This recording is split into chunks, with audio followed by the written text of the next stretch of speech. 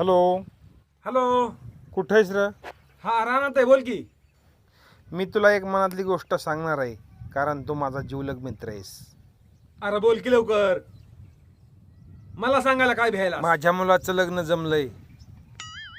पण कुठं काय कुणाची पोरगी? आहे तुमच्या पाहुण्यातलीच. अरे पण तो आता पस्तोर मला का सांगितलं नाहीस? अरे आधीच तर लग्नासाठी मुली मिळणार, आणि मिळाली इकडून तिकडून तर लोक इकडं तिकडं तिकडं इकडं सांगून लग्न मोडतात, म्हणून नाही सांगितलं. बर बर बर बर. अरे असते तसे काही गावात लोक असतात ना, काही नालायक असतात, पण मी चांगला आहे बघ. चांगला आहेस म्हणूनच तुला कळवायलोय.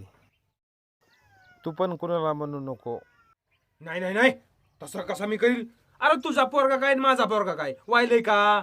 आणि मी तसा कसा करील? हो ना, हो ना. बरं ठेवू का? मला जरा जायचंय. गाडगेरा नाही चाललोय, गाडगेरा आले का? बर बर, ठेव.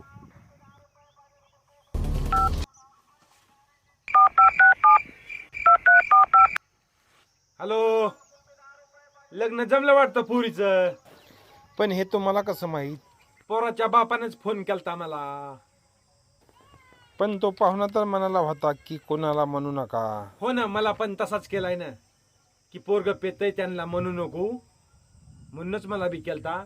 पण मला राहवलं नाही, कारण तुमच्या मुलीचं वाटलं मला माहिती असून मी होऊ देणार नाही. काय सांगता? पण ते तर पाहुणे म्हणाले की आमचा मुलगा सुपारीचं खाण सुद्धा खात नाही.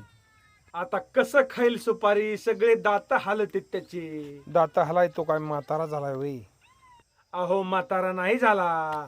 आणि मग दात कसे हलतीत म्हणतात?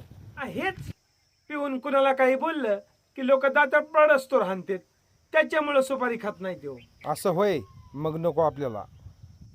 हा, तसं घरचं चांगलं आहे त्याच्या. जमीन बिमीन भरपूर आहे, पाणी जमिनीला, घर बी चांगलं आहे. तसं असल्यावर नको आपल्याला. तसं बरं आहे घरचं. टाका देऊन. नको म्हणजे नको. अहो टाका देऊन. त्याच्या घरचं कितीही चांगलं असलं तरी आपल्याला नको.